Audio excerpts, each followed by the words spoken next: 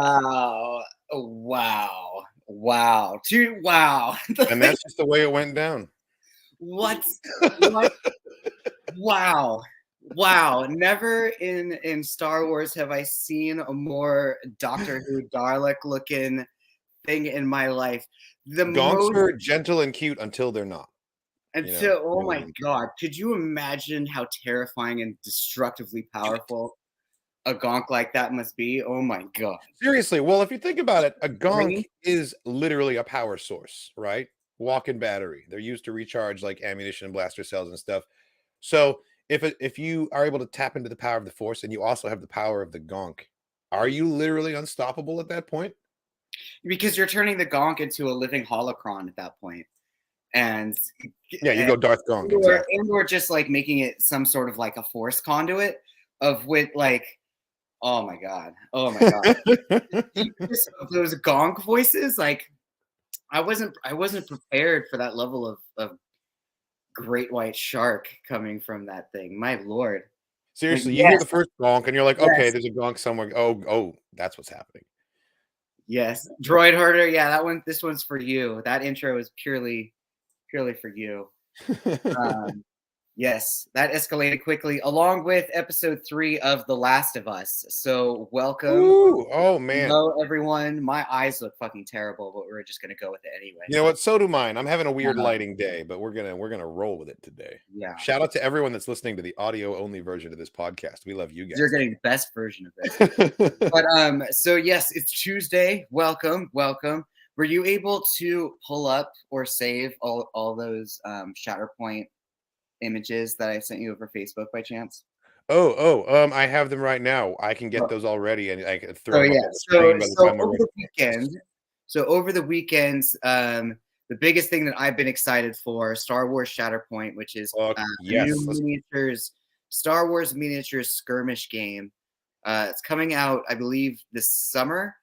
This past weekend, there after LVO, there was, which is like a Las Vegas opening, like board game championship sort of deal, but they did like a live broadcast opening, like core set reveal, and this fucking game's going to be expensive. The core set itself, yeah, it is. It's going to be our Warhammer, dude. It's going to be it's going to be $150. Ooh. Well, how much is a starter set for Star Wars Legion right now? I wonder. Is it up there too? It's way less because the minis are a lot smaller. Are they plastic or are they metal? It's less plastic. Okay, that's what I was wondering. The core set is just going to be as expensive, but like if you were to do just individual like units or squads for Legion, it's cheaper, which is kind of the way I'm looking at buying my stuff for Shatterpoint, because A, everything's going to get bought up super quickly. B, everything's going to get bought up super quickly, and it's going to be super expensive. Like the Count Dooku box, which we will be showing you pictures of, which comes with Dooku, fucking Jango Fett, and 2 Magna Guards. Yes. It's fucking glorious, and I'm so pumped for this box set.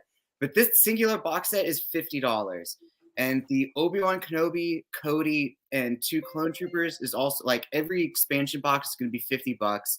Like, if you look at all the collective releases that they teased, and like with the measuring sticks, extra dice, everything collectively is going to be like over $500. So yes, this is the reveal of the. Before you dive into it, because I feel like I have to say this in my own defense. Yes. The reason why I wasn't able to just throw these images up on the screen is because StreamYard has a cute little quirk where you can only share videos and PDFs. And because I don't have the ability to convert this into PDFs, every time I want to show pictures, I have to create a video file of images and then slide through it. So proceed. That's fair, because this is easier because it makes it as a video slide. So yeah, so this is the box, or this is the back of the core set box, which is going to be like, again, $150 fucking dollars. But it comes. Yeah, that's Warhammer money right there. Yeah. But the minis themselves are going to come in like 40 millimeter bases. So that's pretty big. That's bigger than like Legion, right? They're bigger than Legion. They're bigger than D&D. They're bigger than a majority of the Marvel Crisis Protocol models. That's great for me because I suck at painting, and the bigger the minis, the easier it's going to be for me to get the details. Honestly.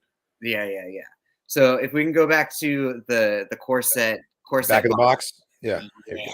So I'm super fucking pumped for Mandos, obviously. Because look at the. I think I have a better image of the Mandos there with the jetpacks. I want to find that real quick. Yeah.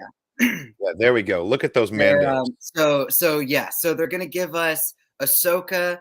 I know they're gonna give us Ahsoka and the Night Owls with Bo-Katan, and then they're gonna give us Anakin with Rex, obviously, in the 501st Legion. And is that straight up Django? That's Django, right? No, so that one, Django is only gonna come in the Dooku box. This dude is essentially the dude that Bo-Katan's hanging out with in the Mando. Axe Woves. Okay, gotcha. It's essentially him. So like that's Bo-Katan and her two homies from Mando season 2, essentially. And then we're gonna get Cody in. This must be like DLC. We're getting this later. This is the not the high ground. Oh, it's called the Hello There starter pack. Nice, of course it is. Pack. So this one's also going to be $50, but it comes with Obi-Wan, Cody, and this box right here. Cody. I got it. Okay, here it is. The Hello There starter pack. Hello There starter pack. It's fucking hilarious and great. But so what they haven't fully said yet is how exactly the squads are gonna go. Do I have control of the video? I do have control of the video. Yeah, we both do. Okay, there you go. The pictures are in no particular order, just so you know. So that's fair. That's fair. So as we can see for the core box, like we get Asajj Ventress, the tactical tactical droid whose name I can't remember, 2 sets of B1s. Kalani was the tactical droid. And then we also get Lord Maul, quote unquote. That's his title that they have him described here in the back of the box. Yeah, dude. They're gonna have like a playable like rule campaign scenario for like the Siege of Mandalore, like right out of the gate. Out of the gate. But it's him fucking is that Gar Saxon? It is Gar Saxon. Oh! Yeah, he comes with Gar Saxon and two Mandalorian commandos. So they haven't really said how the squads are necessarily going to be built. Like if it's going to be like a major general and then like 1 or 2 assistant units, or if it's going to be like 2 Jedis at the same time. So like on the on the bottom picture, they show everybody on the table. It's probably going to be like you have hero units as well as your general, and then like grunts. Yeah. So that's what I'm thinking. Because so it's like if you use Maul, then you only use the Mando commandos.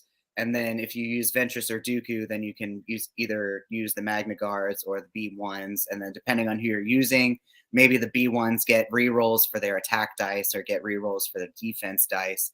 This looks totally sick. I can't wait. I'm so we got some other images in here too of like there's also the Dooku, twice the pride, double the pull. So this shit, so the Dooku box I'm 100% gonna buy. Come to Django as well. Nice. That's where he comes. So yeah, so for that one, if we can find, so this is the Dark Side core set. I see Gar Saxon right there with that. We get Lord Maul. These are sexy minis. He comes with his shield and his pistol, but he also comes with an option, just like in Legion, where he has his sniper rifle. So he's still shooting up on the boosters, but he has his long rifle, which is fucking great. But I love. Notice that it's all like Clone Wars. It's very much season 7 Clone Wars. Are they going to branch out and do other eras eventually as well? If it's successful, you think, or is this a Clone Wars game? It's potentially just a Clone Wars game because the images that they didn't let out, the other expansion. Oh god, so there he is. So this one is totally Django. You can tell because the blasters are absolutely different. These are his. He's got West Star 34s, and also he's got this very specific holsters on the outside of the holsters. He's got the cod piece. It even says on the outside of the Dooku box that it is Jango Fett, and he's going to come with a Jango Fett stat card. Goddamn, 100%! I'm going to be painting that Dooku as Jedi Dooku and giving him a blue saber. It just has to happen. Do it. I'm going to try to give. Do it. I'm going to try to give his outside palm like some light blue OSL to make it seem like he's about to shoot some lightning. Oh, that would be sick. Just going like down the sleeve and maybe the edge of the cape or something. Yeah, dude. because the Anakin pose kind of bothers me because it's like his saber's out, but then his back arm is like, no, stay back here, let me protect you. Whereas like his pose is totally where's that like, Anakin? Fuck you up. Yeah, he is. He's totally like he's like you put him in front of Ahsoka, like, no, Snips, you stay back. Like, I'll take this guy. But even though that's like and Obi-Wan, you couldn't give him any other pose than that. Like that is his only pose. Absolute classic. And I love that that it's like Night Ando or Night Obi-Wan. Like they gave him the clone armor on top. 100%. They've leaned into it since giving him the Battlefront skin. It's like that armor is back. Yeah, it's like this is Asmodee knew. It was like Atomic Mass Games knew. They're like, this is the look we want for Obi-Wan. The people have spoken. But it's yeah, like blue Ahsoka that we didn't get in the Obi-Wan show that I really wanted was to see him in a flashback in that armor. Yeah, it's like the one thing that was missing for me. Yeah. So another expansion box that we know that we're gonna get is Barriss and Luminara, and they're gonna be coming Republic Commandos. But we got to go back to those Magna Guards for a hot second because they're so sexy. Like, look at those. They are. Like, they are. Like, I think the one on the left, I think that might be a little bit too much of like a thigh twist. Like his leg might be pivoting a little bit too much for a robot. He looks like he's about to light his cape on fire too. Or like electrocute himself, right, with his taser, his taser staff. But we've seen pictures of super battle droids too. So there are other characters that will be coming out, but this past weekend, these are the really high definition pictures that they gave out. Barriss going to come with a +5 chance of explosive damage. Bro, I fucking hope so. Are you kidding me? Oh God, I'm so excited. Yeah, these are nice. These are all nice. Dynamic, the pose dynamics, like between Dooku and Jango, I'm so pumped. Like I know for a fact I'm going to be playing Dark Side like so much in this game. And between the Night Owls and the Mandalorian Super Commandos, like hey, look, there's the armorer, fucking badass. And then like even Ventress is fucking gorgeous. And I'll probably be ending up going with like reds and blacks. The Ventress is dope. I could already see myself hating the cloth on her cape. Like I'm gonna hate painting that. Yeah. At least the little gold the gold designs in the front of the centerpiece are raised, so you can dry brush. You'll be able to dry brush those segments. You don't have to like freehand. That's true. When they give you extra fabric texture, it really makes it easier. Exactly. I definitely need those little. It's like putting the gutters, like the guards, in when you're bowling. You know, just something for the dry brush to pick up. But that Maul mini though, that Maul pose, that's so sick. Solid with the robot legs and just like one thing that always disappointed me about Legion is that they didn't branch out enough and give us enough like weird offshoot minis. Like I want my Gungan faction. I want my goddamn Gungan minis. And this, even if it's purely Clone Wars era, it's not necessarily off the table. Like I really want to just like have an entire Bombad army throwing Boomas, Fombas with generators of shields and stuff. Like that would be sick.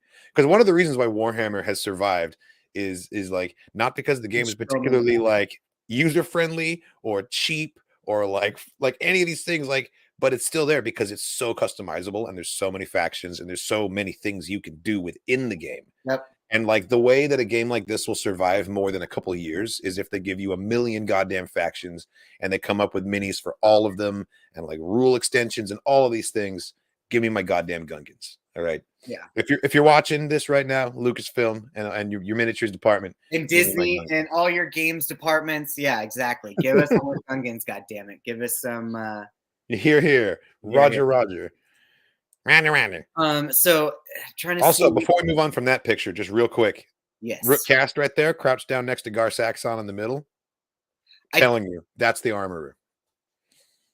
Okay, so if that is her though, if she is the armorer, that means she's just as guilty and she's just as much of a piece of shit of betraying her planet and betraying her people by siding with Maul and becoming a straight up mercenary. And if you became public enemy number 1 like that, wouldn't you suddenly start a cult and be like, yo, we can't show our faces just because of reasons?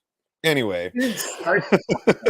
She definitely became like, oh, I agree with this. She may not have started it, but she's definitely become like the leader, or at least the spiritual center of it. Like in the time that we see. Well, I mean, when you're the armorer of that's like that's like samurai culture almost. Like I feel like that's like who's more holy than the sword maker, Exactly. It's like it makes me think of Conan the Barbarian, you know? When he comes looking for the pieces of The the mask, libations of the women and the cries of your enemies. with his best in life.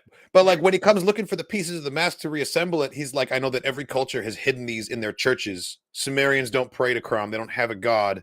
Their church is the blacksmith because they worship weapons. So like they hid it in the blacksmith's forge because that was their holy place. So it's like totally that kind of a thing, you know? That's true. Fucking 100%. Like Mandalorians, weapons are my religion. It's just like Conan the Barbarian. Oh, dude. Well, fucking Mando says that in season Also 1 when he has to go through TSA and that one Yeah, droid. well, that's what I'm quoting. He says it to the Jawas too.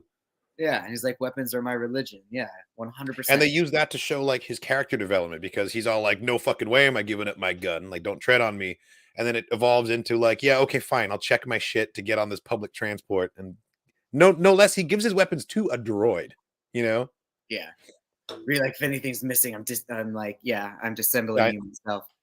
I always thought it was wild that he individually released all of his whistling birds into that fucking container. Did he like individually like put them all back in when he got back? Like, how long would that take? I don't know. I feel like there's drills, right? There's power drills and there's screws that have magnetized tips. I feel like at some point there's probably like little magnets that help. He has like a suction he can engage and just whip them all back up. That makes sense. That makes sense. I feel like we're not supposed to think about this. Like he just wrist vacuums that shit. Like devils his darts. Yeah, I don't think so. Why do you think there's never any lint on the Mandalorian armor? Because like they have like vacuum attachments and shit in their gauntlets that can just. But dude, like I feel the tactical droid is going to give you like all the dice rerolls. But so I'm trying to see if in this video if it does, because I try to send you a picture of the measuring sticks and the. Oh yes, I have those too. I did not include those. Because the measuring sticks, the designs on them are really super fucking cool and they're inches based. I didn't get a picture of the movement tools, but at least I got a picture of the attack distance. Dice wise, I got it. And then dice wise, so I guess we're gonna get which is I think this first or second image. Here. Yeah. Switch it out.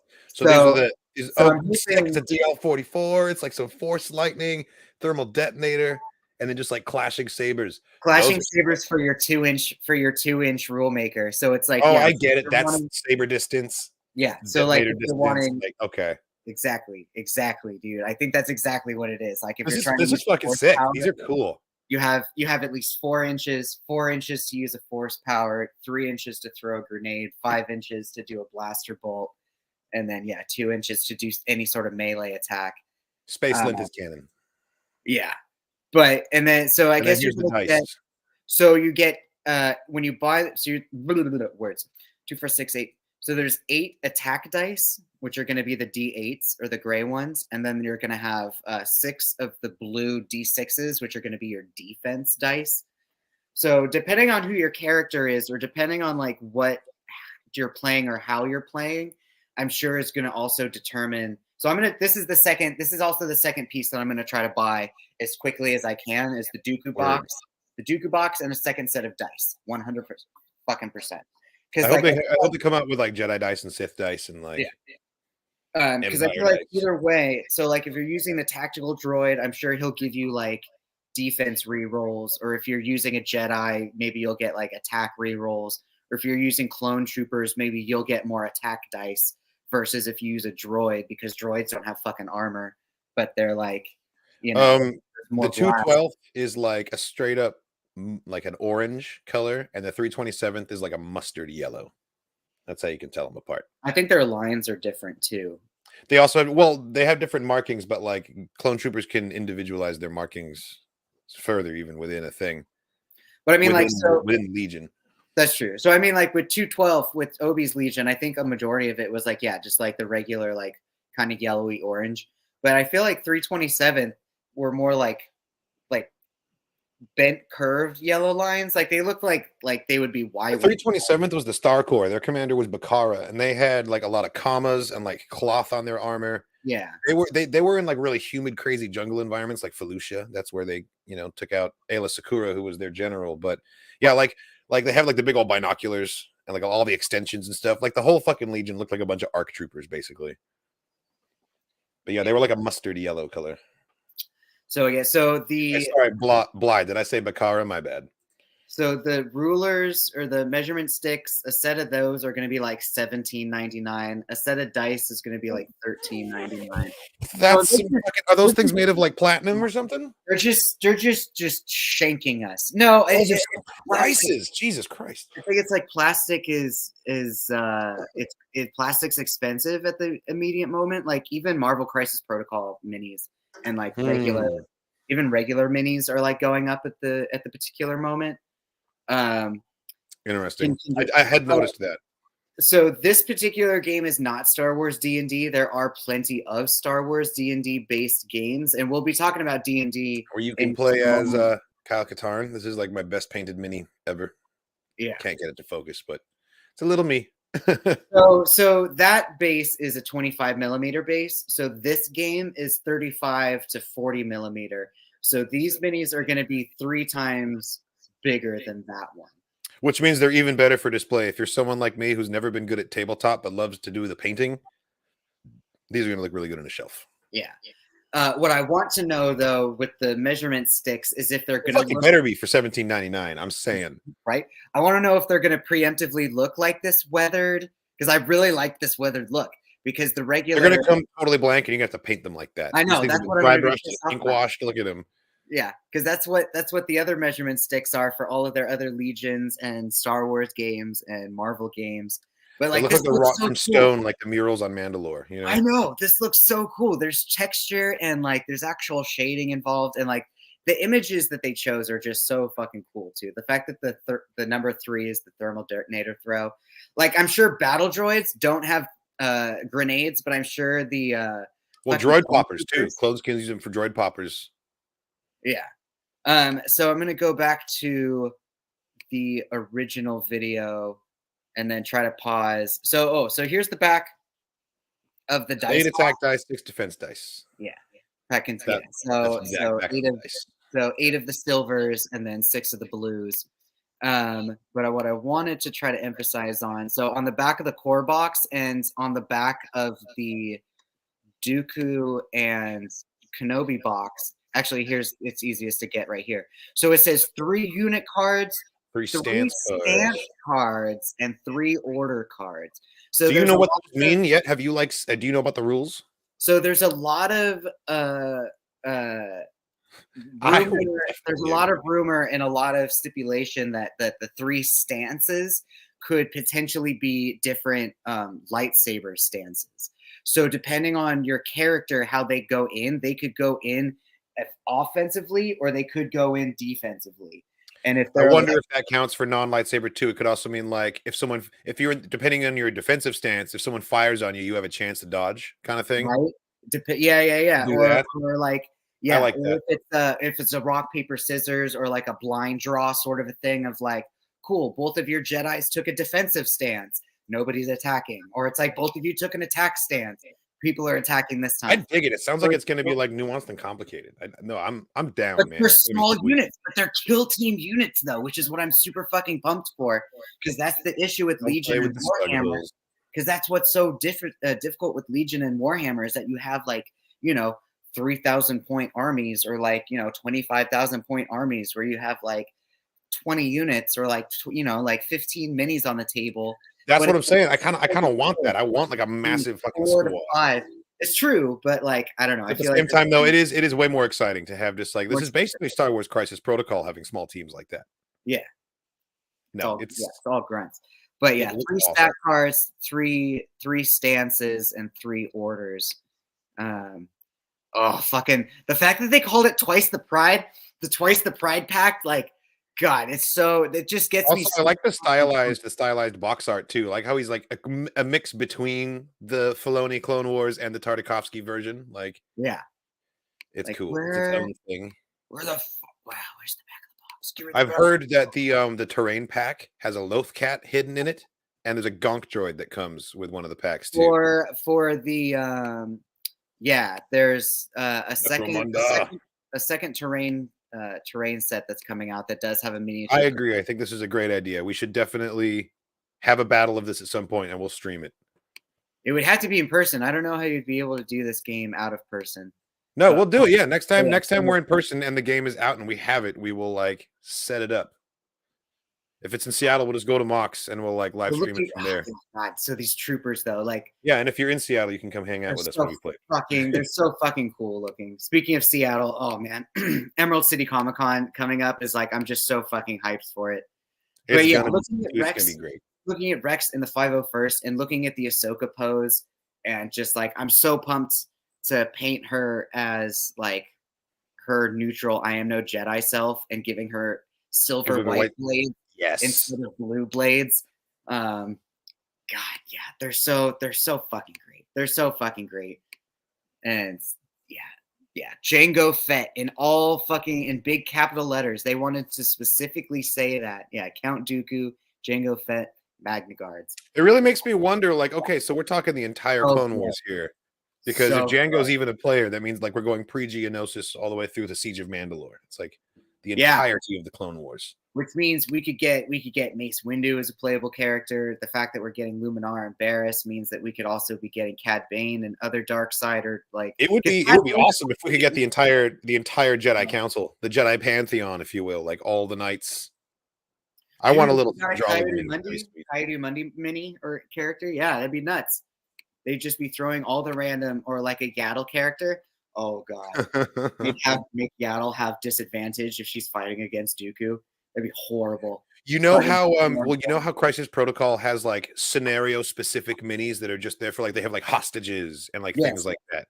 Well, what if we had that for this too? So we could have like a Senator Padme Amidala and like Rio Chuchi and like you've got to rescue them from the Separatists and like that would be amazing. That could be it. Like we don't really know what the order cards are either, because like with Warhammer and Legion, they still kind of do have mini objectives of like, okay, by the end of round 3, whatever player has control over section 3 gets 2 victory points, or whatever player has control over whatever moments has like There's a lot of ways that they could do it. About the droid attack on the Wookiees.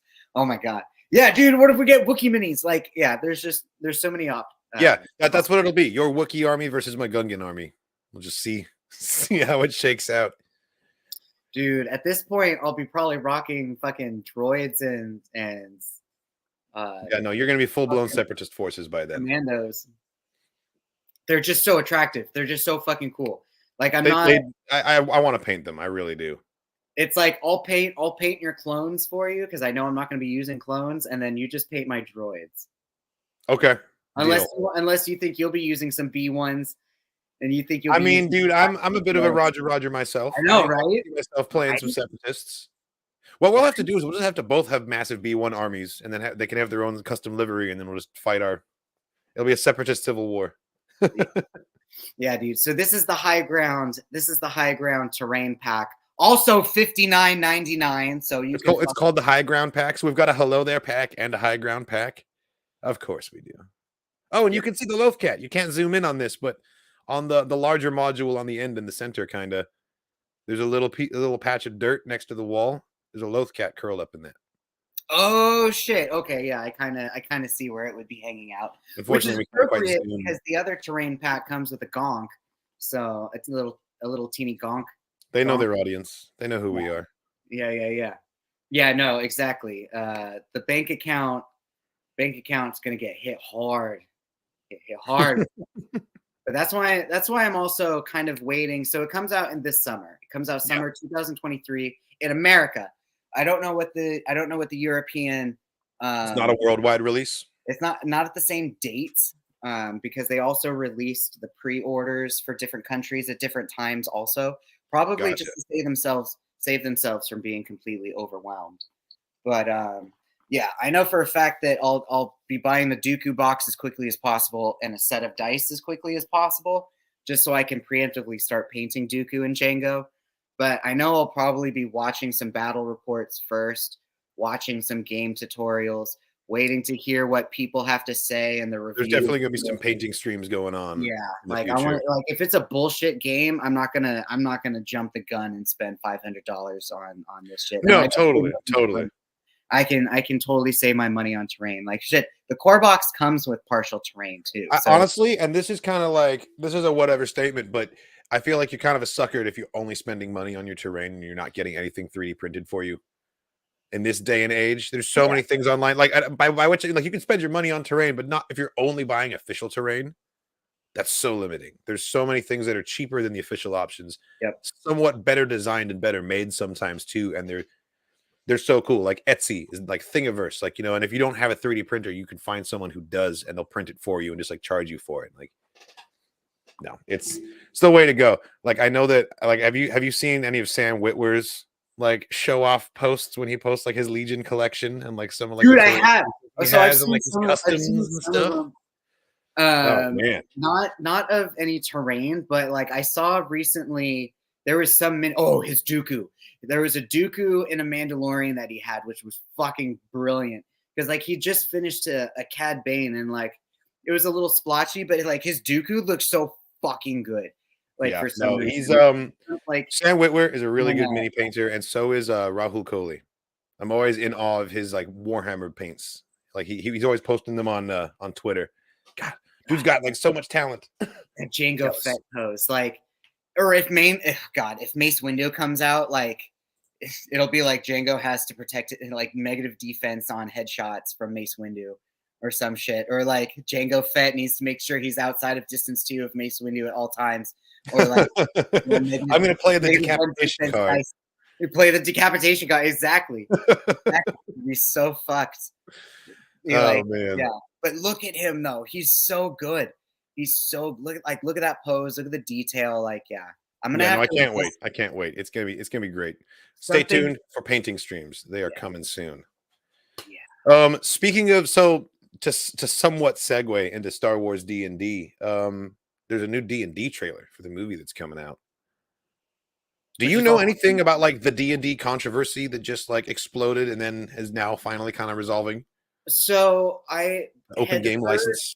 Yeah, so I had like kind of heard like ripples and rumors of like what exactly they were trying to do when it came to like the open licensing. I didn't quite understand the scope or grasp of what that meant for content creators, or in regards to like using the rule sets of D&D 5e, but like making games outside of D&D, but still using the like.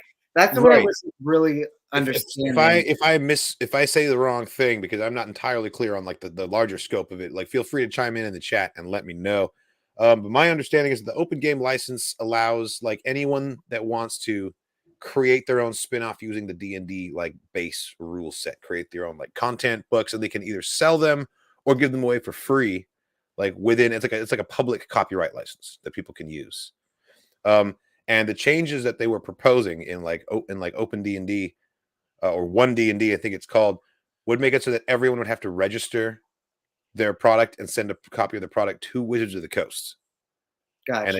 And you couldn't just like use it anymore. So like technically it would no longer be a public copyright license because you got to buy in kind of thing, which would disrupt and destroy a lot of like homebrew stuff, a lot of like third party and fan made content, which has been like developed for like decades now. Like so many things are reliant on the OGL system because Wizards of the Coast is kind of like the umbrella of this entire genre. Like they really have a monopoly, or very near monopoly. So everyone kind of has to go through Wizards. Not necessarily if it's not for the OGL. Gotcha. So not some like, just to kind of use Critical Role as an example. So like, or any sort of, or secondhand.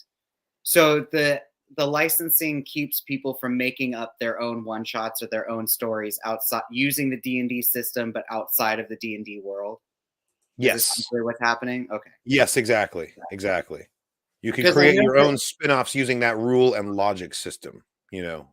Gotcha. Which is copyrighted to Wizards of the Coast, but it forms like the foundation and the building blocks of so many other tabletop like TTRPG games. Which would then suddenly become like they wouldn't be able to legally sell them anymore. Yeah. So like if you wanted to make your own like at-home RPG of like, I don't know, everyone's ghosts, but like, you know, build your ghost character using the 5e, you know, D20 character build system. Right. Gotcha. It would be like a violation of a trademark if it wasn't for the OGL. At the same time that they were doing this, like, or at the same time that the D&D 1 system was being thought about and put out, they also put out a secondary board game called D&D Onslaught, I think, which is kind of like regular D&D, but it completely not negates, but it takes out the role-playing aspect of it. So it's either 2 players. So it's like either. So then you're just playing dice?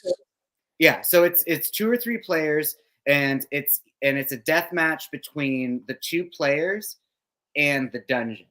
So we'll say so 2 players are in a labyrinth, and in the center of the labyrinth there's like an adult black dragon, and the 2 players have the option of either killing each other first and then fighting the boss, or joining forces and fighting the boss, getting the loot. But it's like a competitive boss fight.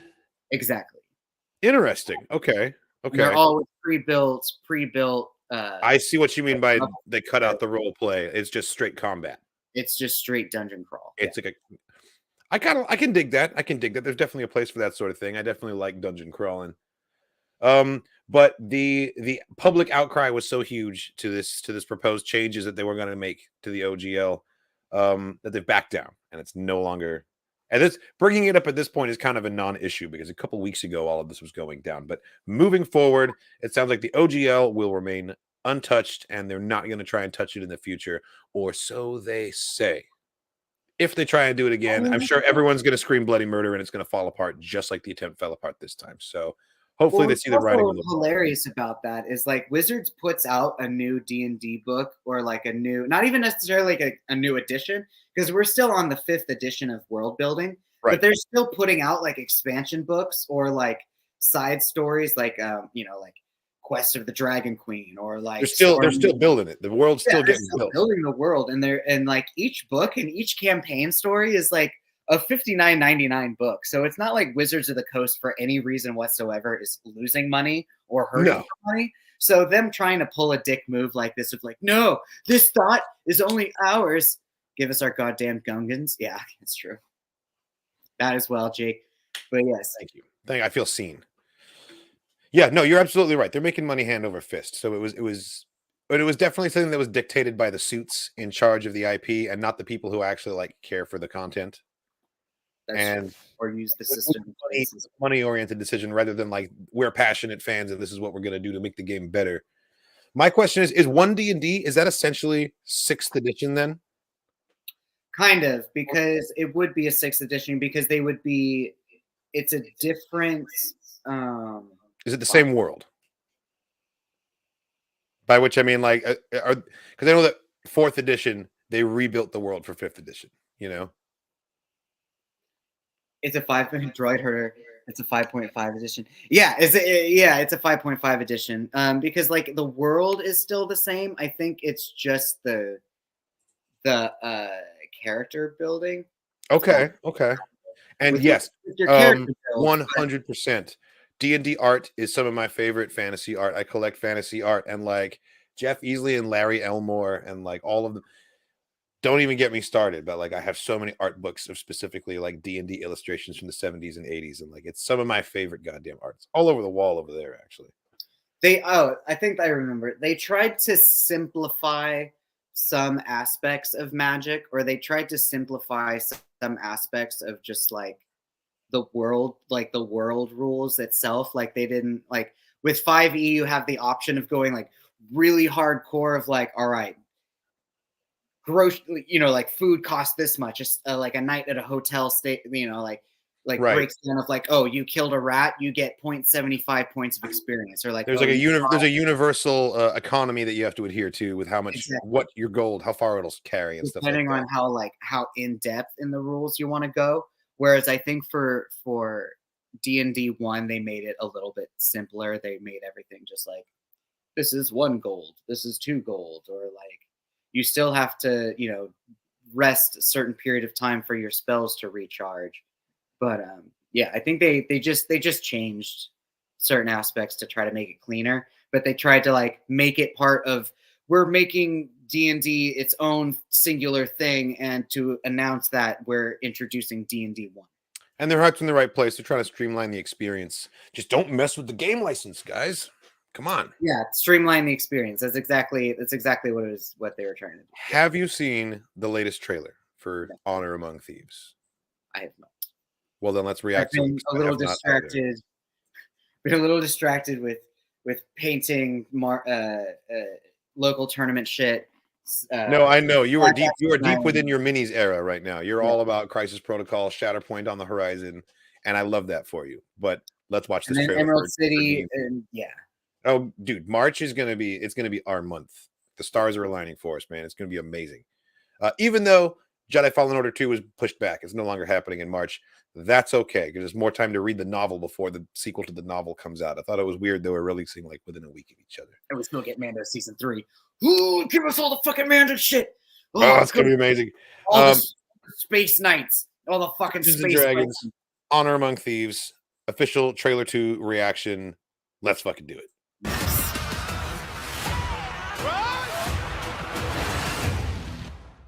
That looked like a baby gold dragon or baby dragon. Yeah, it did. Okay, chop it off. Chop it off. Let's do it. Just okay. Nice. Fuck yeah. Straight to the brick. Oh, we got him now. You know Barbarian what? I'm thinking they're probably sharper stairs somewhere else. He totally rolled a 1 trying to like get out of his. We're thieves. That's great. I love that it feels like the gameplay. wrong person steal the wrong thing and unleash the greatest evil the world has ever known. Okay. The Red Wizards created an army of the undead. The Red Wizards? Sounds lovely. Quite the opposite. I know, I was being ironic.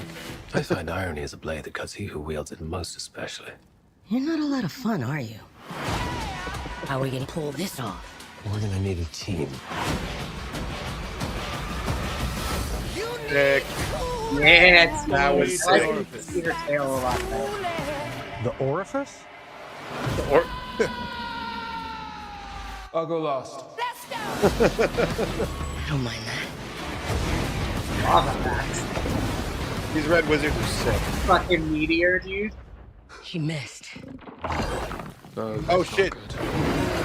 It's not a baby gold dragon. They just animated a statue. That's sick. Aren't you sick of failing? Fucking Hugh Grant. There's worse things than dying. Relentless cube. Bro, the magic looks so How fucking I lost minutes. everything that ever mattered to me. And if we quit now, that's for nothing. This looks so good. Goddamn good. Which is why I'm going to leave the room. This ends now. That, dude, with those magic missiles, fucking live action magic missiles just now. That is the fattest red dragon I've ever seen. Oh lord, he's coming!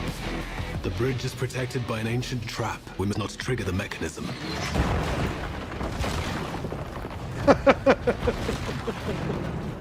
I may have triggered the mechanism. So, sorry. I need a refresh on like what everyone's class is. Well, we know that Chris Pine's a thief. It looks like a ride. Michelle Rodriguez is a barbarian. So good. Yeah, she's totally Definitely got at least a fighter and a wizard in there. Well, I think he's a sorcerer. I don't think he's a full wizard. He might be a sorcerer. Too bad we don't have an acrobat. Make it old school. Trying to like figure out if the one dude. That's right. He's a bard. He's a bard thief. Thank you. Yeah. We saw him playing the lute. I loved that even from the trailer, and I hope this carries into the actual movie experience too. The fact that like it feels like a session. The way Chris Pine is like he's trying to like use the stone steps to like get out of his bonds, and it's just not fucking happening because he rolled a 1, you know. And there's an axe there too. It's like he could. Or the dude stepping on the trap and immediately breaking the bridge. Like he totally failed his sense check, or like his perception. It's too 100% true. Yeah. No, it's gonna be a good time. It definitely. I hate to say it. It looks way better than the previous. Yeah, that line got me. Movies, but hey, I love those movies. Right? Jeremy Irons, fucking, and Damodar was the best part. With his little Ichiban lipstick for men. Imhotep, bro, fucking yeah, God, yeah. No, there were some great things about those movies, and then there were some absolutely god awful, terrible things about those movies too. Oh, I no longer have the clip. I don't have the blood rain from the sky clip anymore. It was like the best There thing will ever. be blood raining down from the sky. I've heard a story that Jeremy Irons, like, they pitched him that what movie we're talking about, the original Dungeons and Dragons movie. From like late 90s, early 2000s. Oh, it was 90s. It was 90s. It's he 100% he bavmorted that part. You're all pigs. I heard that his manager pitched him the movie, and it was under very different pretenses to what it actually turned out to be. And like very shortly into production, he realized what an absolute shit show disaster the movie was turning into. So he just completely phoned it in, and like that's why he hams it up so much. It's because he's like, no one's gonna watch this. It's not gonna make any money. I'm gonna finish the damn thing. And he's like silly level evil. It's incredible, actually. And because he's Jeremy Irons and he's a skilled actor, like he makes it work. Straight up, fucking excellent villain performance. 2000, December 8th. It was a Christmas movie. Jeremy Irons, his wizard name was Profion. That's right. His name was Snails, and he also helped write the film. That's right, Marlon. They made a sequel too. They made a sequel about Damodan. Damador, yeah, Damador. With the blue lips, man. Oh my god, yeah. 2000. He was the best. He was the best. Villain. I think he was like the main villain for the second film as well. But yeah. Dude, I knew you would. Yeah, I called it. That's right. Everyone loves Willow. If you don't love Willow, then I feel very sad because Willow. Fair. If it's not a big part of your childhood, maybe it's harder to connect with it. But I grew up watching that movie, so for me, it's like yes, the movie was absolutely fantastic. There were things that I wish were different about the show, but at the same time, I think I just wish that it was a bit of a different Willow show. Like, I wish it was more of a sequel, not so much of like, wow, there's now this whole 10 years of missing from when Bavmorda died.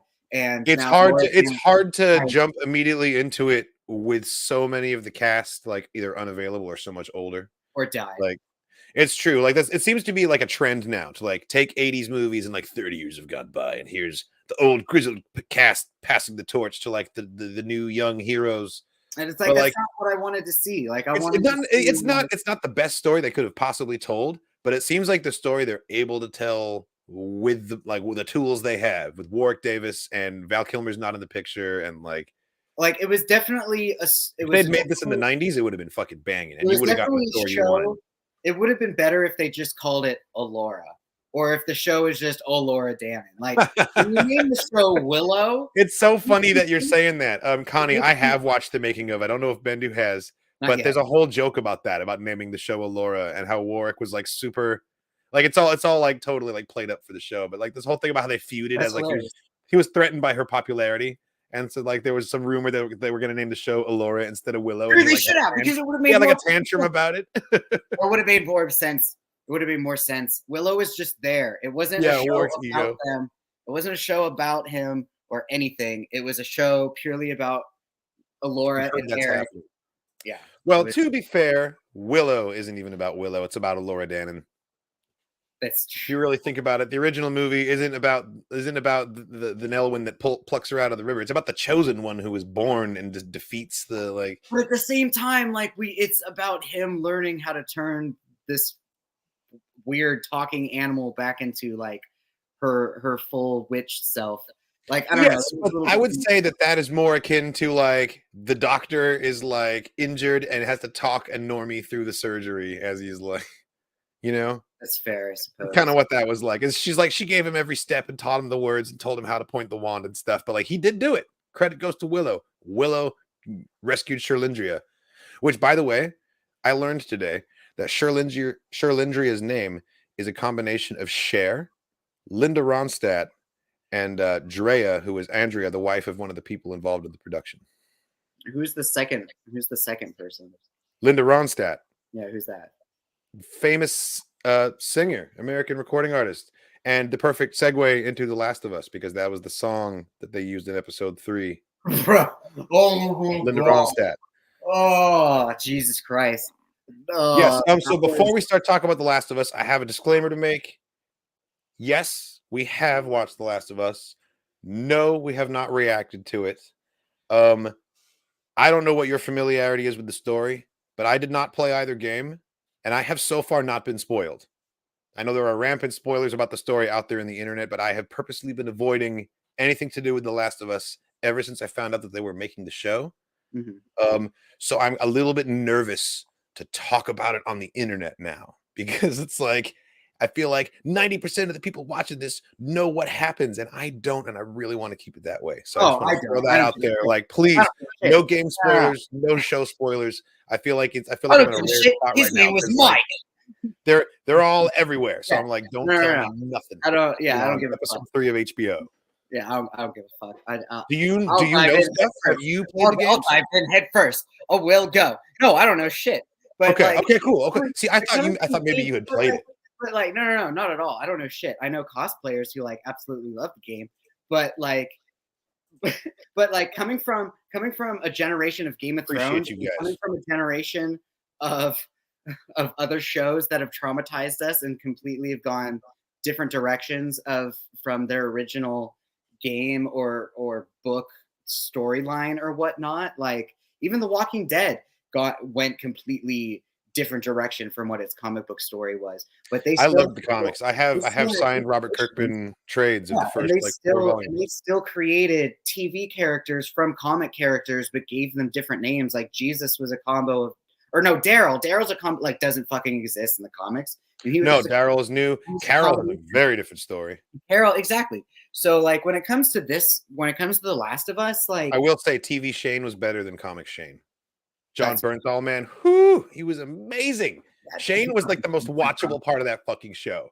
Like from season 1 through 2, or season when he was gone, like season 3 was the beginning of the end, in my opinion. Yeah.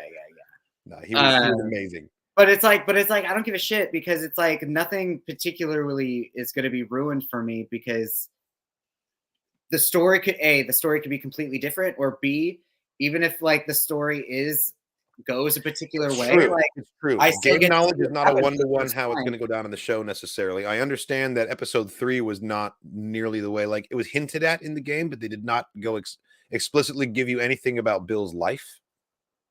Oh god. And also the relationship itself is different. Like they hated each other, Bill and Frank, apparently. Like, I don't give a shit. Like even if I were to like watch a video and someone would be like, oh, this is what was different, or like, oh, this was what's the same. I can find that stuff interesting, but like it doesn't affect, like you're saying, exactly like you're saying. Like the emotional and theatrical reaction I had from watching that episode, like that,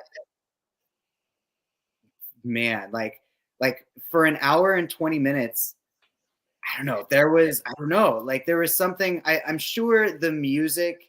Episode 3, you mean? If anyone who hasn't seen the episode, I'm not going to like immediately go into details, but I think there were certain orchestral sounds that were played during the final dinner and like during the final scenes that like they used a really, really common piece of music from like the 90s. Music goes I've heard it so many times. With hitting heartstrings. But there was also like, oh my god, Nick Offerman, oh, that fucking performance. It's that, dude, I know exactly what you're talking about. It's that fucking song. It's that yeah, dude. Yeah. That used to be in everything in like the late 90s. That was everywhere. Every sad scene, every emotional beat in a movie had that, or like montage thing had that in it. And it was actually really surprising to hear it again. But yeah, it got me too. It fucking got me too. I think I was already like upset before that moment, but I was crying by the end of that. Every fan reaction, every Instagram story post I saw, every Twitter post I saw, everyone was just sobbing. Everyone and I had no idea why, because I didn't watch it until Monday. And I was like, why? Like I saw the tweets. I saw crying after this, crying so hard, and I was like, okay, someone's gonna die. I was like, well, shit, they already killed Tess episode 2. I was like, fuck, what? Like they already killed Tess. They can't kill Ellie, and they can't kill Mando. Like what the fuck are they gonna? Is it just gonna be a backstory? But I guess it was a backstory episode. But still, like, oh my god. I realized watching it like how jaded of an audience member I have become, and I blame things like The Walking Dead and Game of Thrones. And like it used to be that it was so shocking that a character was going to die. a main character that you would not expect it around every corner. It was a major event when that happened. And now it's like a dime a dozen and they happen all the time. So it's like we always expect the worst. So as the love story progressed in episode 3, I was so like guarded and on the edge of my seat the whole time. When he fell in the pit, he's like, I'm not infected. Do you have a gun? No. And I was like, oh, he's lying. He's lying. He's going to shoot him. That didn't happen. And then he gets into the house and he's like, take a shower. And I was like, oh, he's going to rob him. He's going to rob him blind. Didn't. And I realized, wow, I have so many like preconceptions about what this genre is that I so did not expect, like a human story about love and connection. And like the fact that like it was such a beautiful metaphor for like Bill like coming out at all. Like he was hiding in the basement in the before world, and you could tell that like he's in like a buttoned down conservative town. He was like living his life and like he had complete control and he owned that fucking neighborhood. Like he was living when everyone else was dead and he was living on his terms. And then he finds like oh God. Oh, I can't even think about it again, man. It was beautiful. It was beautiful. No, like, and that was all from one episode. Like, it was just amazing. It was absolutely amazing. Like, just the level of acting and the level of care that was put into that episode. And it was kind of, was a little bit reminiscent also of a lot of the bullshit that people will say on like, oh, this episode was filler. Or like, oh, there's nothing we're going into Bad Batch shit because tonight is also Bad Batch Eve. You know what I'm saying? Yeah, absolutely. We're gonna talk about that too. It's like this episode, they could have just like easily skipped everything, right? And like Ellie and what's his name, Joel, with Pedro Pascal. Yeah, Joel. Like they could have easily just been like, oh, this house belonged to like somebody that me and Tess knew, and like, oh, he used. They could no, they blah blah blah blah blah. That's not what it's about. Though. They went full story. They went full love. They went full character development. I have seen criticisms of this episode where people said that, like, yeah, it was a cool story and all, but it didn't further Joel and Ellie's story at all. And audiences are just broken, man. It's like, that's not the objective here. This isn't, we're not at work and like, we must get this story to the conclusion at all costs. Like, that's not the fucking objective. It's you're being shown whatever the director's choosing to show you, and it's all deliberate. It's all nuanced. And get this idea out of your head that you know where the story's going better than the people telling it to you. Even if you've played the game, like, let them do their job and tell you the story. And don't even quantify whether it's advancing the fucking plot, because you don't know what the plot is.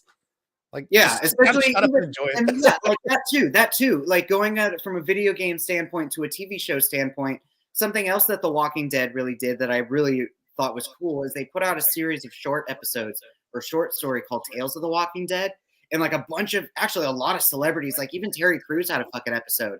That's awesome. It gave a lot of celebrity fans of the show opportunities to do like, oh, this is this particular person's story on like the day that the earth fell apart, or like, oh, this is these people's particular story of like they killed this woman, stole her house, and now they're dealing with this woman's ghost at the same time as a zombie apocalypse. Like that's fucking nuts. You're dealing with a fucking like ghost story while zombies are outside. Like that's fucking terrifying. But like this episode, like I had no idea. Like originally, I just thought it was mushroom spores and pollen, right? I thought that it was just an M. Night Shyamalan. I didn't even know that much. I thought it was like the apocalypse and most people are dead and there's like evil people and good people. I didn't even know that there was a monster angle. Honestly, I thought it was just apocalypse. That was the zombies. That's what the zombies are. They're yeah, but I'm saying that before the show started, I didn't know that there was any. I'd heard of The Last of Us, and I thought it was like an apocalypse survival game against like raiders and bandits, but there weren't actual like monsters involved. I didn't know that part. Yeah. And then this episode, we learned that it wasn't just mushrooms, but it was like things in flour, or it was like things in. They hinted at that real strong. Gluten allergies. All the people with gluten allergies, they all died. They hinted at that real strong in the first episode with the pancake mix, and then like the biscuits came over and didn't get it either. The biscuits, bro. Yeah. As soon as they said the pancake, it's so gross. It's like they found a way to make zombies fresh and interesting, but it's so gross. Like, oh god. So as emotionally taxing and breaking and absolutely gorgeous as episode 2 is and was, something else about The Last of Us, oh my god, so the clickers, fucking terrifying. Yeah, they're scary. Cool. Again, the idea that these aren't normal zombies, that they're all like a hive mind fungal infection, like fucking nuts. That's what Anytime creeped me out the most was like the wires anytime under the ground Ellie, going like- for miles. Like when Ellie cut the forehead of that one dude, or when the not Pakistani lady, but the lady in India, the scientist lady, and she cut Malaysia. the leg.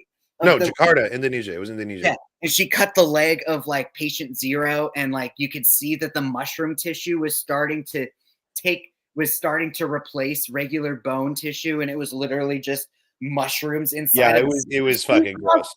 Fucking gross and terrifying. Yeah, and the fact that No, it was set in Jakarta, and apa kabar to anyone watching from Indonesia. Yeah. Yeah, no, the visuals, the special effects team went full force into this show, and they're really flexing that HBO budget. You can see it in the effects, and it's pretty amazing.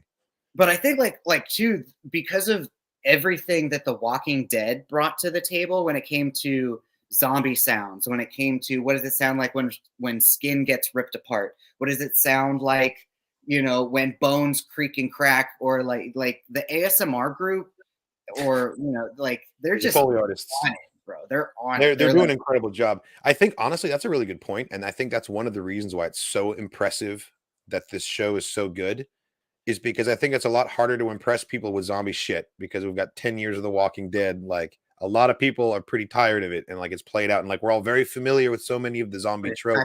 They kind of have to do everything in a fresh way. And you're right, the practical effects, like the fungus stuff, it's fresh and it's a new take on it, and that's why it's like it's doing so well. But like that episode 3 I think they achieved in one episode what The Walking Dead has been trying to do for a decade.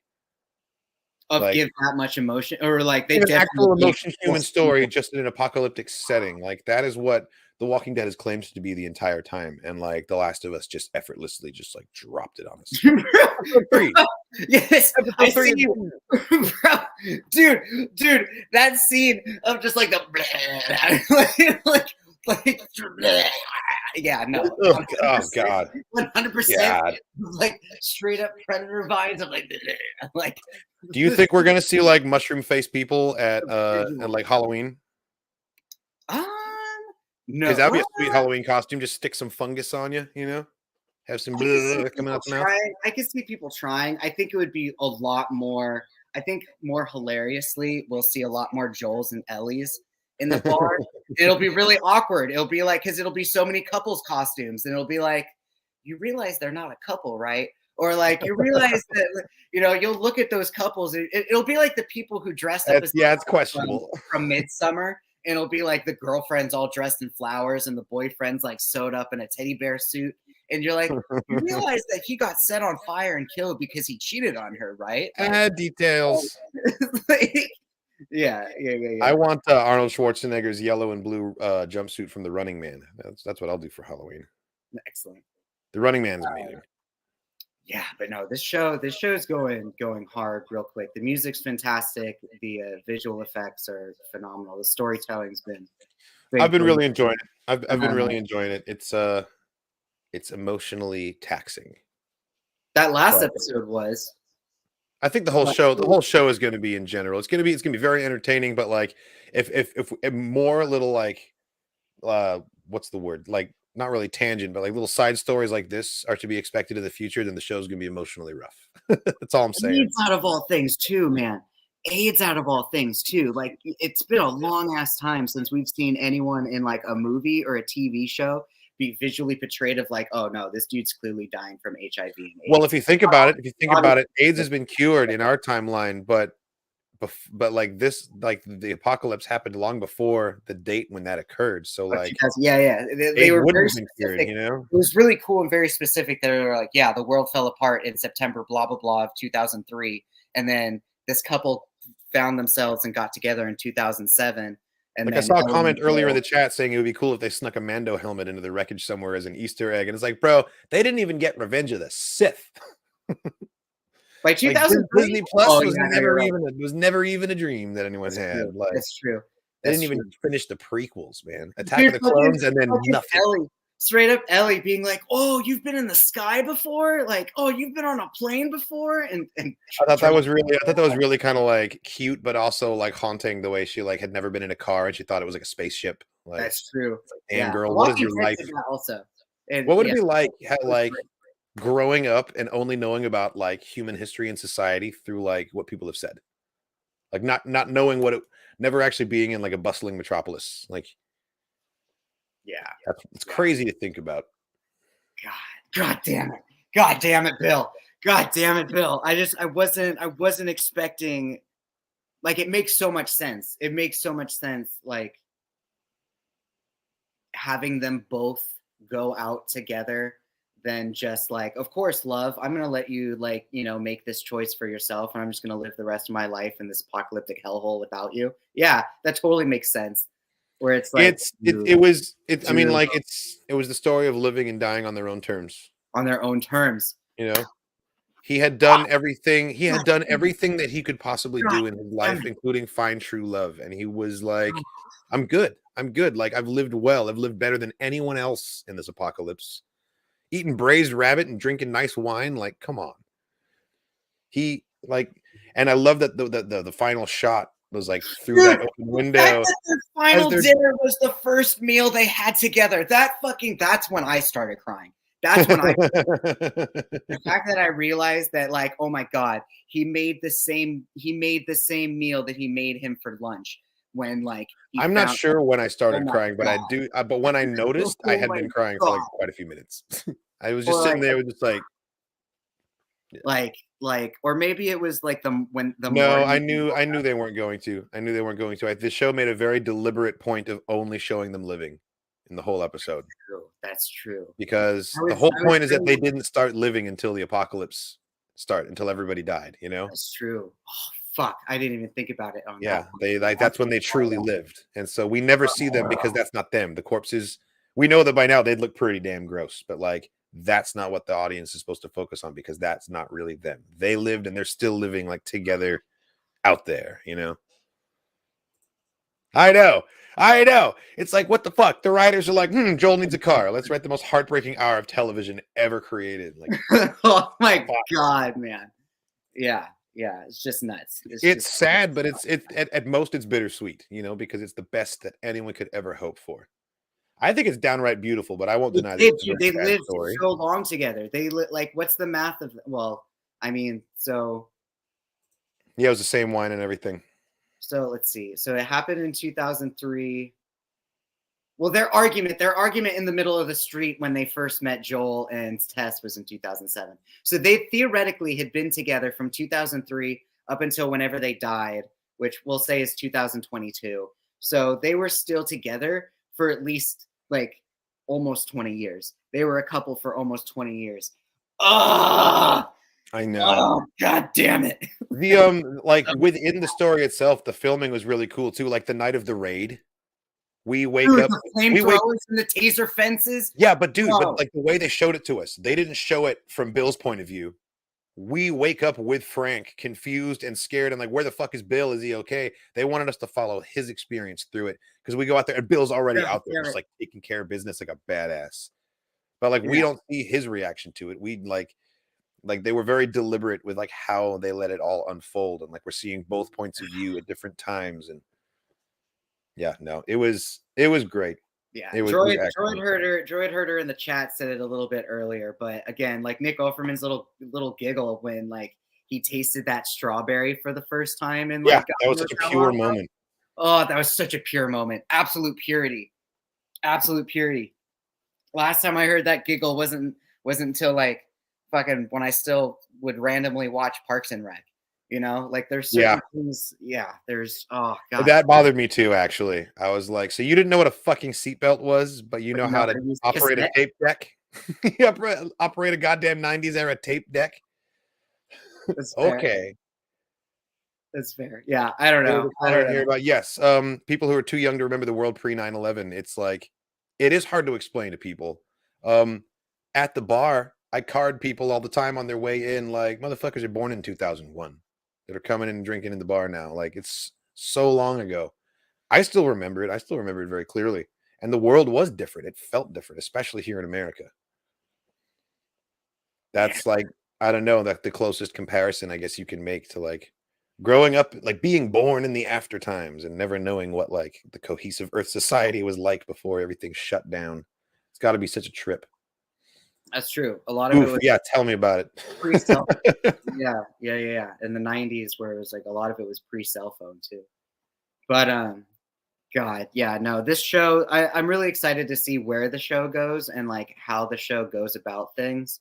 Because they also made an emphasis to show that the Potter's Field, where those military agents just killed the rest of Bill's fucking home. Oh God, yeah. Because there wasn't room. There purely wasn't enough room. It's so dark when calls like that start getting made. Like, yeah, they're not infected, but they can't be if we kill them all.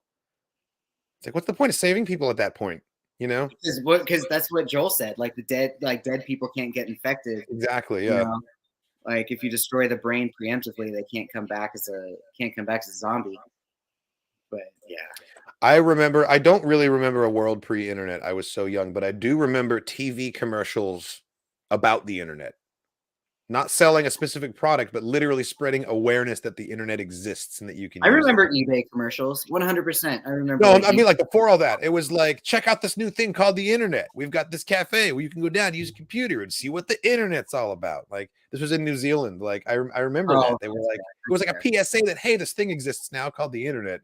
I remember when that was new, but like I was like 8 years old, so I don't really remember what like daily life was like in a pre-internet world, honestly. That's America Online. Fucking hilarious. Because it's like not only like but like as a gay man, because then like later on throughout the story, like as you think about it, like so much of the American government is completely against the LGBTQ community. So it's like, you know, it makes sense for him to hold that kind of that preemptive. Like, not today, you jackboot goblins. And then like it's so good. It's so Ron Swanson too. Yeah, like no, but it was. I mean, like excellent. they're making it really easy for us to like really dislike this fascist federal. You know, like we're the remnants of the government, and we're going to be the only thing here to protect you because we have to like mandate. I feel like it's all going to come back around. Make us feel better. And I'm sure this is going to end up being like a big old epic story, and like they're going to help the Fireflies take down the government and install like a new kind of administration by the end of it or something. I don't know. Watch me eat my words as the show just is like a series of missteps and bad choices. But like, hopefully it has a big epic happy ending. You know, I don't know. Yeah, right. Walking Dead, we never got a cure. I'm not gonna remember Prodigy. We never even like got the teasings or the temptedness of having a cure in the Walking Dead universe. So the fact that Ellie is walking around, you know, she's walking life. She's the walking cure. Yeah. I feel like there was actually another movie that was similar like that, where like all the kids died, like all children died at once and no one was able to get pregnant. Oh yeah. I know that. And like that one dude had to protect this pregnant lady the entire Children of Men. Children of Men. Thank you. Yeah. Yes. Children of Men. Clive Owen. It's fucking excellent. Yeah. That has one of my favorite tracking shots in it towards the end. It's like a really long take with no cuts. It's so good. In the middle of a crazy gun battle, and there's like car action and explosions. It's like a really elaborate shot. Yeah. Yeah. No. Children of Men. Excellent movie.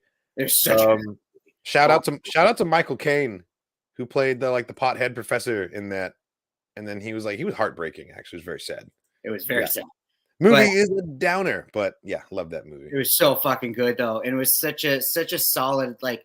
And in that apocalypse, that came out the year I graduated high school. In that apocalypse movie, nobody knew shit either. Like it was just like all the children died. Nobody knew why, and the youngest person to live like died, and then like it was the scariest part was the lack of knowing. It was like not knowing why it happened. Yeah, just knowing that it had happened and that humanity was on its way out. Devil Dog, that movie that you were referencing to is I Am Legend, and that was when they were like weird zombie vampire things, and like they were mutants. That was a graphic novel adapted into a movie. They were trying to find a cure for that as well. I think they changed the ending for the movie. In the movie, I believe they changed the ending because the dog died. Oh god, I was so fucking upset when they killed the dog. Dog I'm always died, upset when they kill the dog, man. Will Smith died, Fuck. and then Did you know there's a whole website called doesthedogdie.com? yes, I did. Like they preemptively watch every movie that is advertised as an animal. definitely hit that up constantly while I was watching Prey. Yeah. I was like, I need to know what's going to happen to that fucking dog, or I'm not going to be able to concentrate on anything that's happening in the movie. Very good point. Yeah, man, you're not alone. A lot of people are sensitive to that. Like, nobody likes violence against dogs. They're too pure. They're like when you kill animals, I don't know. Maybe Michael Vick is watching Prey and he's like rooting for the predator to eat the dog, but like the rest of us are like, no, please don't do it. Yeah. Oh, that's tragic. Yeah, John Wick, man, like you really want him to kill everybody in that movie. Like they know the audience. It's like a sacred act. You don't do that. Yeah, absolutely hate it. Yeah. Butterfly Effect was also a major yes, excellent major fucking sinner in that regard of animal abuse scenes. Like, oh goddamn. Yeah, Butterfly Effect is actually hard to watch, man. That movie fucked me up first time I saw it. Speaking of emotional scenes and emotional TV, and then we got to move on and talk about the Bad Batch because we're going on a wild tangent right now. Bad Batch news. But like, if you also want a very emotional, very powerful performance, on the Paramount Network, there's a show called Yellowstone, which is ironically about fucking horse. Oh, I've heard of that. But they have a prequel show, or they have a prequel series called 1883, which takes place during the Oregon Trail. And doesn't that have Harrison Ford in it? That's the sequel to this season called 1932. Oh, okay, but it's related. It's the same family. Okay, I have heard of that. Yeah, I've heard that's really good. Oh yeah, but one of the characters in the main, or like one of the main family members, named Elsa Dutton, in the 1883. Like oh my god, damn! It's Sam Elliott. It's 8 episodes, and it's just such an emotional story. Dude. And like by the end of it, and like spoiler alert, Elsa dies. But it's just like the way that she goes about the process of dying as a 16-year-old girl, and viewing the Oregon Trail and 6 months of travel from buttfuck Texas all the way to Montana. Like, no, it sounds intense. I'm down. I want to watch an that. Intense show. It's so fucking good. Cool. Yellowstone. Check it out, everybody. Yeah. So to talk about the Bad Batch, to answer the question, do the Zeffo dream of electric sheep? You know, I think we're all in agreement, right? Is there any dissent to the idea that was a Zeffo tomb that we were in? I mean, is that a race? Is that its own separate like bio? Zeffo is a species, and Zeffo is a planet. Okay, so they could totally have multiple ships or multiple buildings or yeah. The whole point of the Zeffo is that they were one of the first. They were one of the first ancient spacefaring civilizations, and it's like we don't actually know what their ships looked like. Like none of that survived, but the fact that Zeffo tombs have been found on multiple planets is evidence that they could travel across the stars. They had a massive galaxy spanning, like I don't even know if I'd call it an empire because we don't know if they were like imperial. No, they were totally space explorers. They were purely like just ancient, just fucking. We've never seen Zeffo tech. They're really introducing this race to us, kind of the way that we discover lost civilizations here on Earth. You know, we have to make a lot of inferences based on what we do have because there's so much missing. You know, and I love that. I think that's great. First showed up in Jedi Fallen Order. That's where it all came from. The Zeffo. There's a lot of things about their architecture and the way that their arc lightning technology works that reminded me a lot of like Stargate and Stargate Atlantis. Totally. Like the blue beam, you mean? So the blue beam and the way that the way that the keystone had to work for the mech tank to activate, and the way I was watching a bunch of Fallen Order videos of the like weird Zeffo creature that like you have to fight and like who talks to you, and it's almost Prometheus like, you know, like it's very much like they're an explorer species. They're definitely not like the Rakatan where they're like, oh yeah, we need to like show our dominance to other species. The Zeffo weren't interesting in conquering. They were definitely more of like experimenting scientists, aliens, because they were biomechanical. They didn't even have a physical form by the looks of it. They kind of lost their way, and I know that there were Zeffo sages who were like people of prominence in the society, and we know that at least 3 of the Zeffo sages had very different outlooks and worldviews, and one of them was kind of a tyrant and was kind of domineering, and 2 of them were very chill and very much in the pursuit of like exploration and knowledge. Yeah. So it could be either way. I don't think it's out of character for the Zeffo to build a massive fucking war machine. It's definitely a destructive weapon. Like it's not. There's like, no it doubt can't about be it. designed for anything else. It's here to fuck shit up. Like that's what they It was made it. totally here to fuck shit up in a straight line. But here's my question: what was it here to fuck up? Could it be like, yeah, and like it's funny that you would mention the Zillo Beast because I'm wondering if maybe it was an anti-Zillo droid, a droid to fight Dude, the could Zillo. you imagine? Could you imagine? Because in the Zillo Beast episode, it's considered like a mythical creature. They're mostly extinct. On Toydaria, they didn't even realize that one was sleeping down there because they thought that they were like totally wiped out. So what if way back in the days of the Zeffo, Zillo Beasts were commonplace, and they had these massive tripod mechs. Your Gundams. Like, yeah, dude. You needed. That's how they got rid of the Zeffo. Maybe that's why there's no Zillo Beasts. 100%. 100%. Also, this idea of having your ancient alien species going head to head, bro. That's what if that's Scientology 101 also, by the way. That's H.P. Lovecraft Eldritch History 101, by the way. And that's why Cthulhu and the rest of Eldritch horrors are crashed and frozen in Antarctica at the current time because of ancient alien wars. But yeah, that tech, dude. It was nuts. It's true. Rakata have the Starforge on their side, and the Zillo already got wiped. The Zeffo already got wiped out once, so I think the Rakata would probably win that fight. Well, the Rakata were also more of a war-based species. They didn't give a shit about exploring. They wanted. No, absolutely. They were purely Aztecs. They were like the Terran version of Earth in Star Trek. Yeah, but the Zeffo, the planet they found it on was Toydaria. That's where Watto and the Toydarians come from.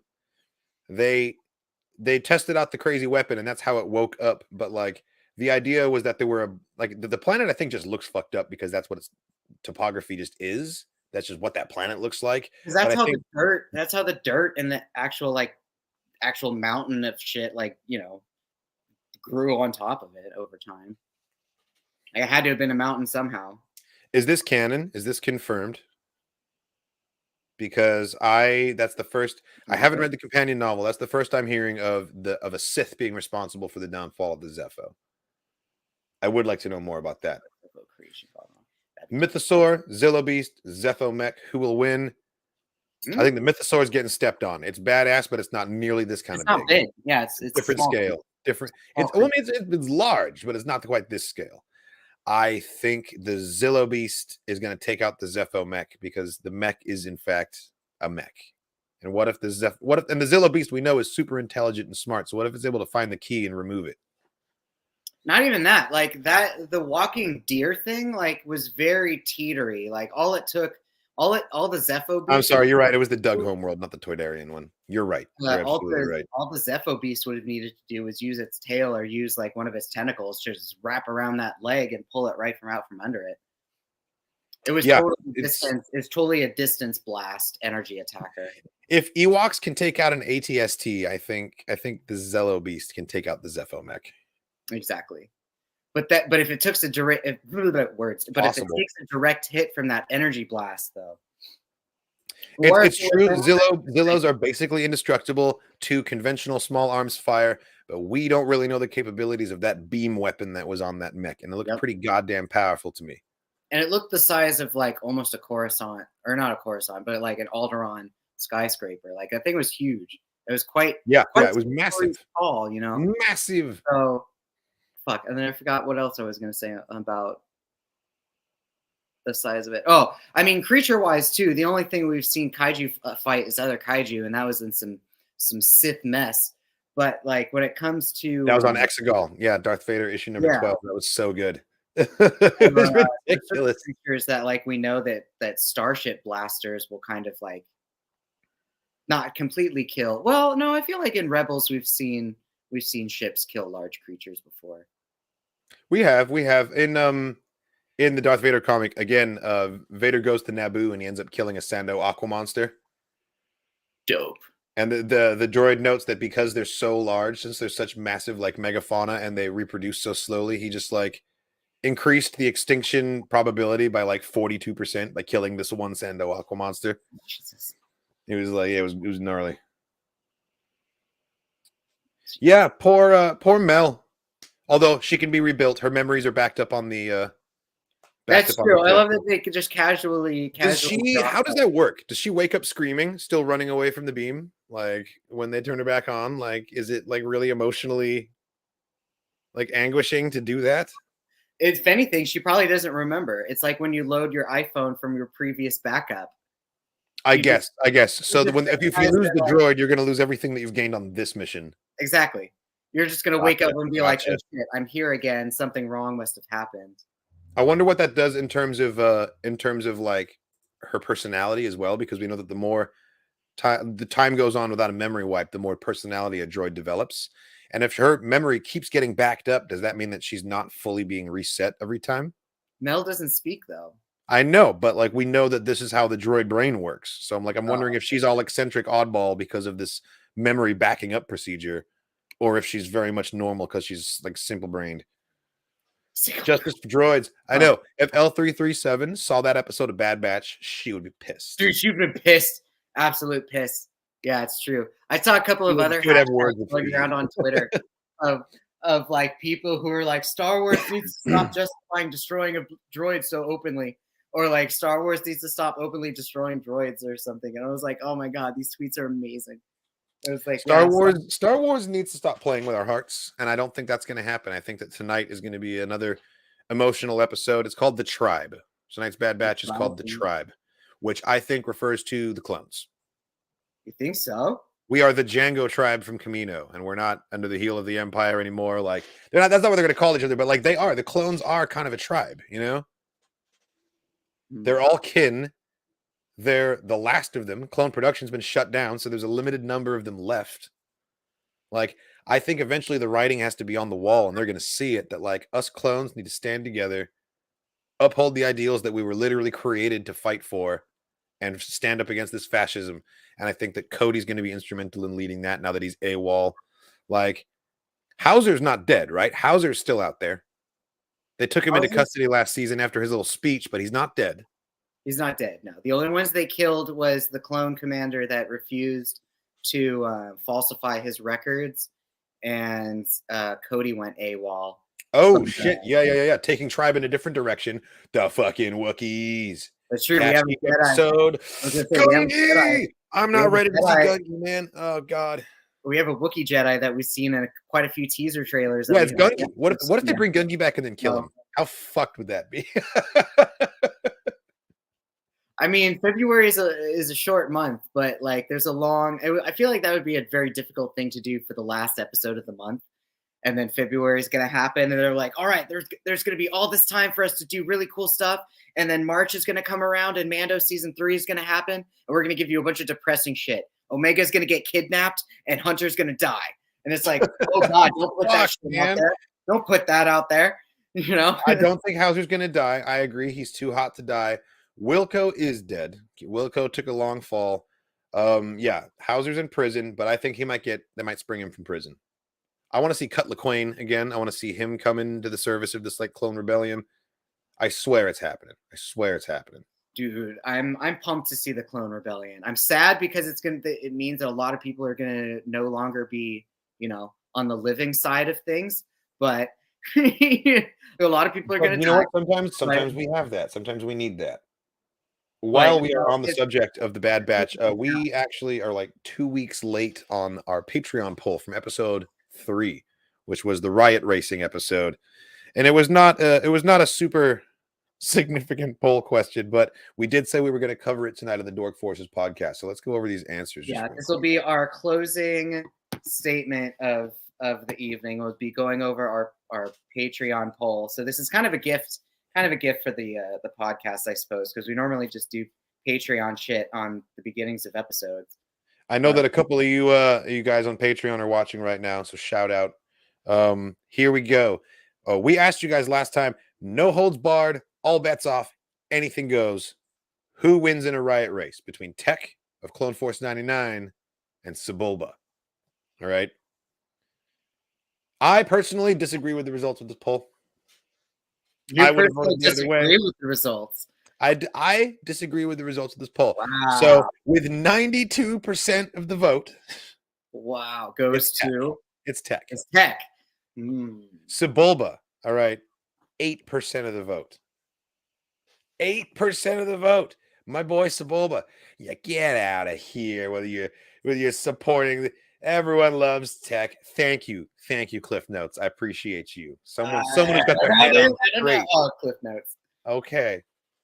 See, like if you're on Patreon and you can vote in the polls, and then we read out the results, usually live in the YouTube reaction. But because I was sick and we just decided to cut to the chase, we're doing this one here. But normally this is a YouTube thing. See, but Tech is a pilot. Tech has plenty of fight experience. Sebulba is just a pod racer, and if you give Sebulba the options of like, okay, Sebulba, you don't actually have to cheat this time, and your racer actually has mini blaster cannons, so you can shoot your opponent. I feel like Sebulba. Yes, consider this. Sebulba would just like be like, "Oh, I have so many options. What do I do?" Sebulba would take to it like a duck to water, man. It's in his blood. You'd be like, "I'm gonna blast the shit out of you."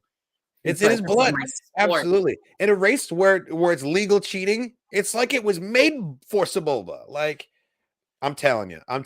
Like, if it was straight up combat, then yes, obviously Tech's gonna win if they're just like sparring with their pods. But if they're trying to win the race and take out the opponents, I think Sebulba has the edge, personally.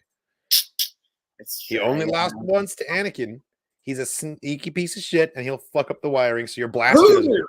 That's 100. Poodoo, Jedi Poodoo.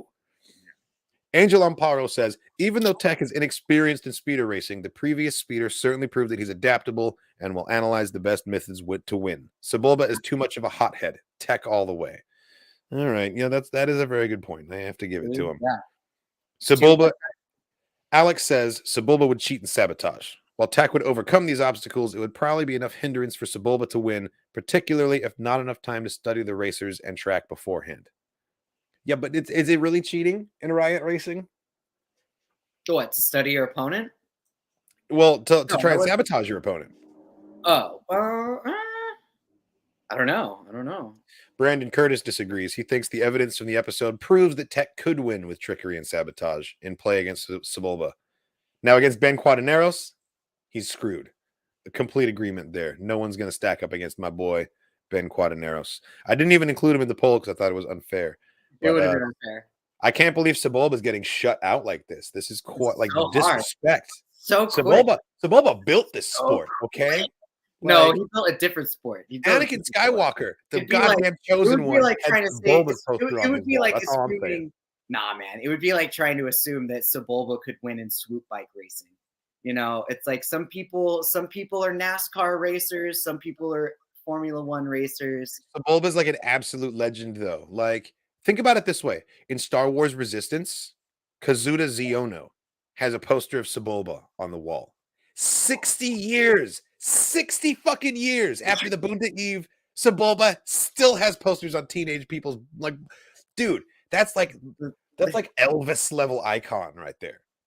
More like Dale Earnhardt Jr., but still, or fucking what was that other 60 fucking years, man? Famous NASCAR racer who had the 24 car, fucking Jeff Gordon? No, something like that. I don't fucking know. I don't watch race cars. I don't know my racers. I only know the only racers I know are like Ben Quaterneros and Sebulba and Gasgano. Yeah, those guys. The ones that matter. Right, exactly. Everyone's saying Tech. Tristan Milner says Tech. Sebulba is at least 10 years older and most likely has a slower response time than he's used to. That's fair, actually. That's fair. A lot of time has passed. Seeing Tech analyze the track. Sorry, this is from Reese Hart. Seeing Tech analyze the track the way he was before he raced tells me he'd know of Sebulba's cheating nonsense and just outright avoid it like he did in the Bad Batch episode. I mean, Sebulba's not subtle. That's a fair point. He's not subtle. Fair. Like, yeah. He doesn't just come up and fuck up your shit. He then loudly goes, oops, and like trances like he makes sure you see. Yeah. He tells you how much of a piece of shit you are and that he's like coming up on your flank. Yeah, he will at least do it to your face. 100%. And the last comments from Star Wars Lego Rob. Love this episode. Tech getting his own spotlight. It's true. Tech seems to be like the fan favorite out of the batch. You'd think it was like Wrecker the funny one or like Hunter the Heartthrob, or like even Omega. Hunter the Heartthrob, 100%. He's supposed to be like the dark, sexy one, you know? Oh yeah, he's the dad. He's the dad. Tall, dark, and handsome. Doesn't say much. Like Rambo.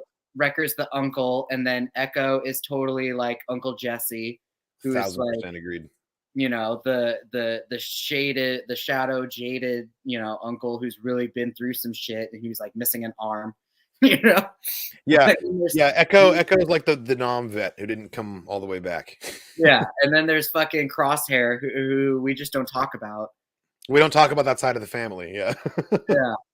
Fuck. What if this ends up being a Crosshairs episode, and it's just Crosshairs fucking up a tribe of someone? Oh. Exactly. That's what that means. That is the traditional symbol that means that this Dork Forces podcast is coming to a close. Yeah. Thank you so much for watching, everybody, and for listening along. This is the Dork Forces podcast, where we talk about all things nerdy every Tuesday night at 7 Pacific time. We're going to switch gears here and start getting ready for our Bad Batch reaction, which you'll be able to watch the full-length version of immediately afterwards on Patreon or the following day on YouTube. Thank you again. And as always, may the Force be with you. Out. Ted, I got your voucher. Out!